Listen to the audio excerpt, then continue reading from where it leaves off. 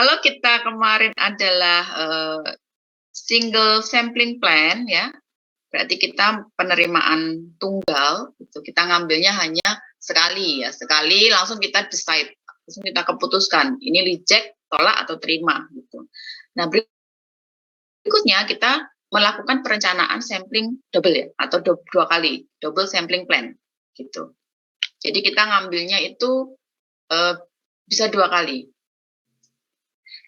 Nah, di sini pengambilan sampelnya itu sebanyak 2 kali, ya. Kemudian pengambilan keputusan berdasarkan pengambilan 2 kali sampel. Jadi pada sampel pertama itu bisa jadi kita ini ya masih ragu gitu kan.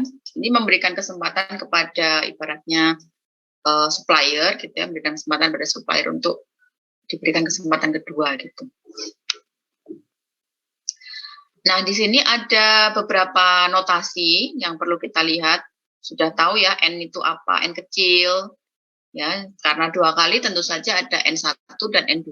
Gitu. Kalau N-nya tetap, N besarnya. Jadi, ini dalam lot yang sama, ya. Dalam lot yang sama, ini lotnya sama, ya. Ini lotnya sama, kita ambil 2 kali. Ada N1, kemudian ada N2. Tuh, sampel pertama dan sampel kedua. Ini untuk lot yang sama atau populasi yang sama. Kemudian bilangan penerimaannya ada C1 dan C2. Kemudian untuk D1 dan D2 itu adalah item cacatnya ya. D1 untuk item cacat pada sampel pertama, dan D2 itu adalah cacat pada sampel yang kedua. Nah, di sini ada 2 kondisi. Yang pertama adalah jika D1 itu lebih kecil sama dengan C1, ya, maka lot diterima. Sama ya seperti single sample plan. Kalau misalnya kerusakan kita, misalnya kita punya penerimaan ini 2, maka kalau di sini ada salah 1, otomatis kita terima, kan masih di bawah 2, ya kan? Mungkin kalau pakai notasi-notasi begini agak bingung. Saya ganti dengan, atau saya berikan contoh angka. Jadi kalau kita punya bilangan penerimaan 2, maka kalau kita menemukan ini D11, maka kita akan menerima. Ya. Kemudian yang kedua, kondisi yang kedua adalah jika D1 ya, D1 itu lebih besar sama dengan C2. Jadi misalnya C2 itu adalah 3 misalnya ya. Maka kalau di sini 3, kita akan menolak lot tersebut. Gitu. Ya. Jika kedua kondisi ini terpenuhi, baik diterima maupun ditolak pada sampel pertama, maka kita ambil sampel kedua. Ya, jadi ini meskipun diterima atau ditolak, tapi kondisinya seperti ini, pada sampel pertama kita akan mengambil sampel kedua. Begitu. Jika jumlah cacat dari kedua sampel lebih besar dari C2, maka lot akan ditolak. Jadi misalnya D1 plus D2 lebih besar daripada C2, maka lot akan ditolak. Nanti kita akan lihat grafiknya untuk mempermudah ya. Sampel kedua itu berapa? Jadi ada 2 alternatif. Sampel kedua itu sama dengan N1, sampel pertama, atau dia 2 kali dari N1. Jadi misalnya kita ambil ini 10, ini juga 10. Oh, kebalik ya. Ini 10, maka N2-nya juga 10. Atau ini 10, berarti N2-nya 20. Tuh, jadi sampel kedua itu bisa sekali atau 2 kali. Ini kita lihat kondisi ini ya. Kondisi ini nanti akan kita buat ini grafik. Nah, seperti ini. Perencanaan sampling double atau double sampling plan ya. Perencanaan sampling ganda. Gitu ya. Jadi di sini contohnya, ini contohnya. N-nya 1 adalah 50, N2-nya berarti 100 ya, karena 2N plus 1. Kemudian C1-nya adalah 1, dan C2-nya adalah 3. Ya, biasanya C2 itu akan lebih besar karena kan tadi kesempatan kedua. Ya. Jadi kesempatan kedua, kita beri kesempatan kedua, C2-nya itu lebih longgar gitu ya. Lebih longgar. C1 lebih ketat. Oke.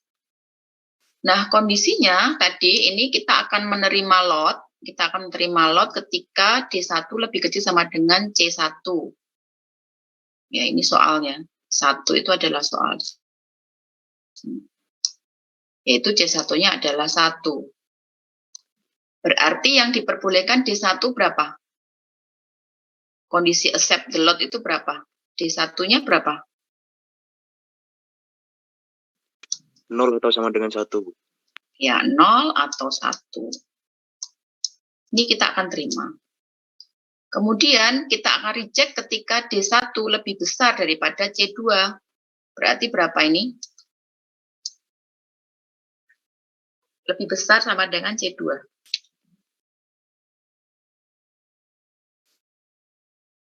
Berapa? 3 atau lebih dari 3, Bu. Bukan 3 ya, ini lebih besar loh.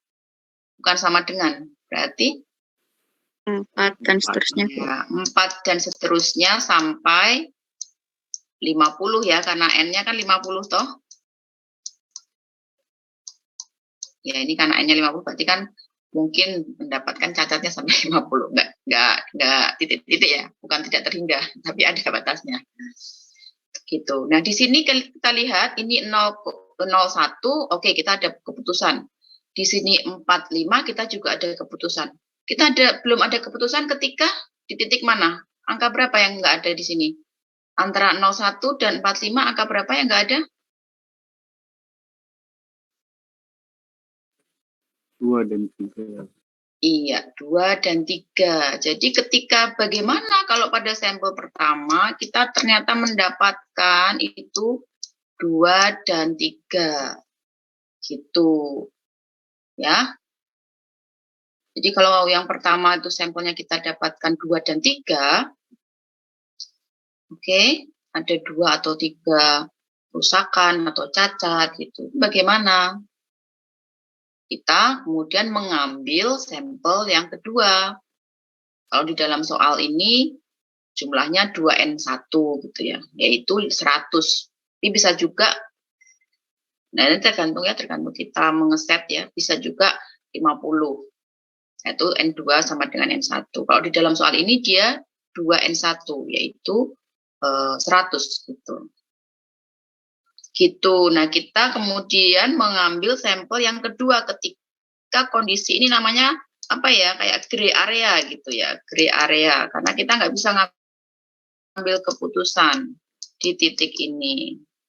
Gitu. Kalau di titik yang pertama ini oke, kurang dari sama dengan 1,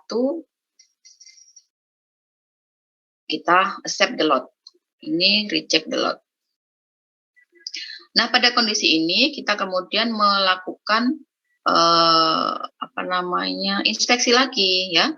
Kita melakukan inspeksi lagi. Ada accept the lot kalau D1 plus D2 lebih kecil sama dengan C2. Ya. Jadi C2-nya itu 3. Gitu, C2-nya itu 3. Atau ketika itu kita accept. Kalau D1 plus D2 itu lebih besar, maka kita akan reject the lot. Gitu ya. Jadi ini beberapa langkah kita melakukan double sampling plan. Sampai sini paham ya?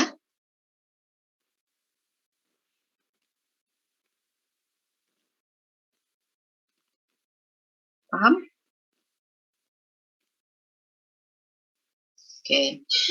Oke, kita lanjutkan ke slide berikutnya.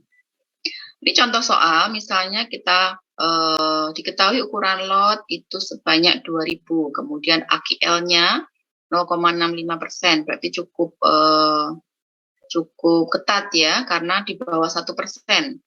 Gitu. Kalau misalnya nggak ketat kan biasanya 5%, gitu, 10%. Kali ini 0,65% berarti sangat ketat. Kemudian inspeksi umum level 2. cari kode huruf double sampling plan dengan 3 inspeksi ini. Jadi kode hurufnya kita cari, kalian bisa lihat di tabel yang saya share ya. Kemarin ini karena lotnya itu 2000 berarti dia kita dapatkan, dan ini levelnya 2, kita dapatkan kodenya adalah K. Sama ya seperti kemarin. Tapi yang beda di sini.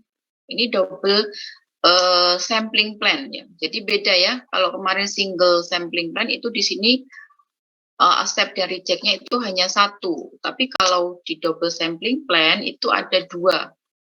First sample dan second sample di sini. Di sini ada ini kok.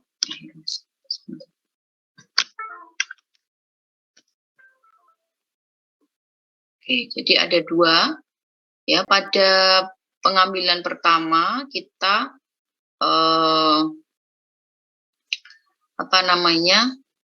akan melakukan kita memiliki accepted-nya itu titik accepted-nya adalah 0, kemudian rejected pada angka 3. Sementara pengambilan sampel yang kedua accepted-nya 3 dan rejected-nya adalah 4 gitu ya. Ini kalau misalnya kita buat perencanaan itu sampel yang harus kita ambil adalah 80 ya. Tapi tadi kan soalnya sudah ada sampelnya ya, sampelnya jumlahnya sudah ditentukan. Jadi kita menilai, ini tidak sedang membuat perencanaan, tapi kita menilai dari soal yang ada. Gitu ya. Jadi soal yang di sini ini kita hitung, ya kita hitung n-nya, n-nya adalah 80 ya.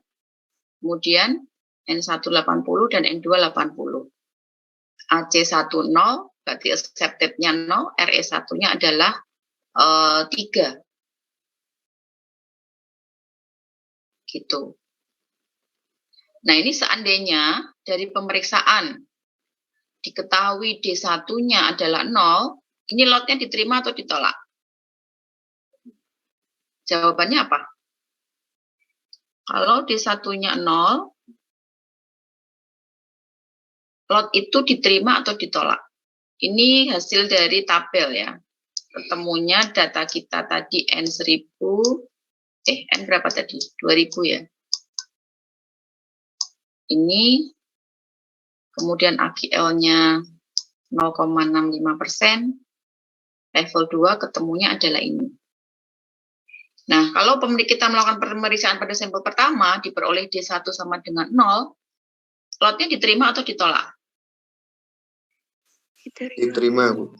Oke, diterima ya. Nah, kalau yang di bawahnya, kalau D1-nya lebih besar sama dengan 3? Ditolak, Bu. Sudah ada jawabannya di situ ya. Lotnya ditolak ya. Oke, jadi di sini yang pertama kita terima. Gitu. Ya, tapi kalau D-nya itu ada antara 0 dan 3, berarti itu adalah 1 atau 2, ya kan? Maka kita akan mengambil sampel yang kedua. Ya. Seperti itu. Kondisinya seperti ini. Jika D1 plus D2 lebih kecil sama dengan 3, maka lot akan diterima. Jika D1 plus D2 lebih besar sama dengan 4, maka lot akan ditolak. Ini maksudnya sama dengan AC2 tuh ini ya, maksud saya. Ini untuk membantu gitu. Atau saya ganti apa ya, kurung apa gimana ya. Jadi 4 itu adalah dari RE2, 3 itu adalah dari AC2. Bukan ini tambah ini lebih kecil sama dengan ini sama dengan ini, bukan ya. Tapi maksudnya 3 itu adalah angka dari, saya bikin seperti ini aja ya. Lebih paham ya? Lebih paham yang ini atau yang ini? Yang atas atau yang bawah?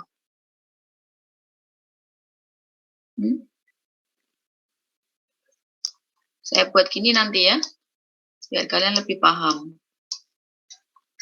Jadi maksudnya AC2 itu 3, RE2 itu 4. Jadi 4 itu adalah rejected ini, dan AC2 itu adalah accepted pada sampel kedua. Gitu. Oke, nah di sini saya sudah buat ringkasannya ya, ringkasannya seperti ini, lot sebanyak 2000, kemudian sampel pertama jumlahnya 80 ya. Kita accept kalau D1 kurang sama dengan C1, itu adalah 0. Ya. Kemudian kita reject kalau D1 lebih besar sama dengan RE1 ya. Kita reject kalau D1 lebih besar sama dengan RE1, berarti 3 ke atas maksudnya ini ya, 3, 4 dan seterusnya. RE1-nya 3 maksudnya dalam kurung. Oke, kemudian gray area itu seperti ini. Nah, kalau ketika terjadi gray area, kita kemudian menuju ke sampel kedua. Ya. Jadi di sini kita ke sampel kedua. Kita accept kalau, jadi ini rangkuman saja, rangkuman dari uraian ini. Untuk lebih memudahkan, apa namanya, pemahaman. Atau nanti ini saya taruh di bawahnya ya. Sampel kedua saya taruh di bawahnya. Oke.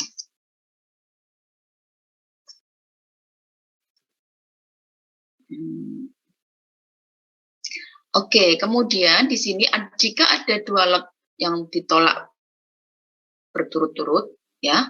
Jadi ketika kita melakukan inspeksi suatu produk misalnya, kemudian 2 kali lot itu ternyata, jadi misalnya pengiriman pertama, pengiriman kedua, itu 2 kali ditolak. Nah, kita kemudian berpindah dari inspeksi normal, ya, tadi kan kita pakai normal kan, kita berubah ke tighten atau lebih ketat, inspeksi yang ketat. Nah, itu biasanya nanti entah HAC atau RE-nya akan lebih ketat ya. Di sini RE-nya yang lebih kecil ya. Kalau tadi kan sebelumnya 3, RE1 di sini berubah menjadi 2. Ya. Kenapa? Kalau ditolak kan berarti dalam tanda kutip bisa jadi kualitasnya itu jelek, sehingga kita harus, wah ini harus hati-hati nih, harus kita perketat lagi gitu. Ya, harus kita perketat lagi. Ini sebagai peringatan juga untuk supplier begitu ya. Kalau memberikan produk itu harus yang lebih baik lagi, kalau enggak pasti akan segera ditolak gitu, segera kita reject gitu. Jadi kalau misalnya 2 kali lot ditolak berturut-turut, kita harus berpindah planning dari normal ke tighten inspection. Gitu. Ya, sebenarnya langkahnya sama, hanya kita kemudian melihat ternyata di tighten inspection itu batasannya ini berbeda, ya. Itu ini untuk berikutnya sama. Step-stepnya maksud saya itu sama. Sebaliknya kalau 10 lot terakhir itu diterima ya, setiap kita melakukan inspeksi gitu ya, sampai 10 lot itu kok diterima terus gitu. Nah, kita kemudian inspeksi normal ya, standar kita inspeksi normal itu kemudian bisa bergeser ke reduce inspection. Kita longgarkan, oke, karena ternyata produk dari supplier ini bagus terus nih selama 10 kali. Oke, kita akan lebih longgarkan dengan cara kalau di sini adalah kita buat N-nya ya. Kita buat N-nya dia lebih kecil. Ya, kita hanya mengambil 32 saja. Kalau yang tadi kan kita ambil 80 gitu. Itu ya.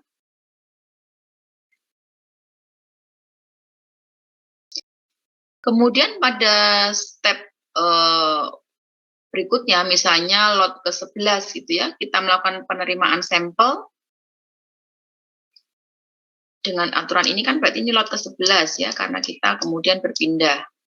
Ini 10 lot terakhir diterima, oke, inspeksi normal pindah ke inspeksi reduce inspection.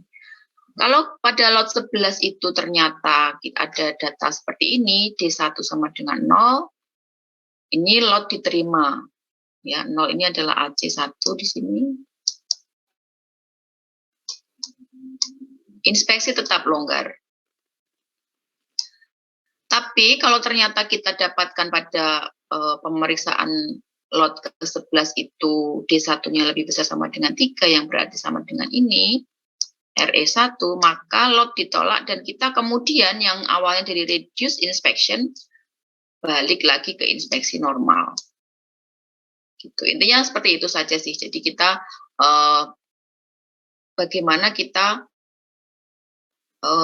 beralih gitu ya, beralih ke inspeksi normal, kemudian reduce, kemudian tighten. Kalau misalnya pertama Bu, ya pertama normal. Kita akan anggap itu normal. Jadi kita lihat kondisinya, kalau misalnya membaik, kita reduce inspection, tapi kalau ternyata makin buruk, kita makin mengetatkan. Khawatirnya nanti kita, kalau ternyata buruk, khawatirnya suatu saat kita mendapatkan sesuatu yang kita, ini ya, sebenarnya jelek, tapi kita terima, gitu ya. Resiko apa itu? Yang seharusnya kita tolak nih, dia jelek, tapi ternyata kita terima. Resiko produsen atau resiko konsumen? Menerima barang yang jelek. Resiko siapa? Konsumen. Konsumen, Bu.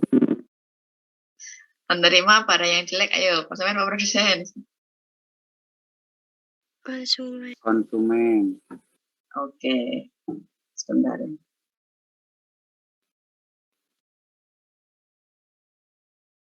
Jadi itu adalah resiko dari konsumen, menerima barang yang jelek. Jadi ini saya beri tanda merah, jika ada satu kali lot ditolak, langsung kembali ke inspeksi normal. Jadi pada kondisi reduce inspection, kalau ada satu kali lot ditolak, kita langsung kembali ke inspeksi normal. Ini beberapa kondisi, kalian bisa baca beberapa, tadi itu contohnya ya, contohnya adalah 10 kali lot accepted, ini awalnya start ya, start itu adalah normal ya, kemudian kalau 10 kali lot accepted kita reduce, ada di kondisi reduce inspection gitu ya. Jadi ini adalah gambar tadi kondisi-kondisi. Tetapi kalau misalnya di sini ada satu kali lot rejected, maka kita kembali lagi ke normal. Gitu, ini bacanya seperti itu. Jadi lingkarannya begitu. Gitu ya. Kemudian kalau misalnya di sini contohnya tadi kita kembali ke Titan, yaitu jika 2 dari 5 lot itu ditolak, maka kita langsung ke ketat. Gitu. Terus kalau misalnya ini diterima, 5 diterima, kita balik lagi ke normal. Gitu, perputarannya seperti itu.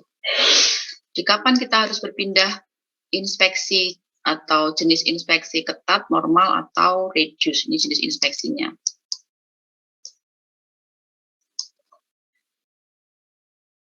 Sebentar, saya cek dulu. Kalian bisa lihat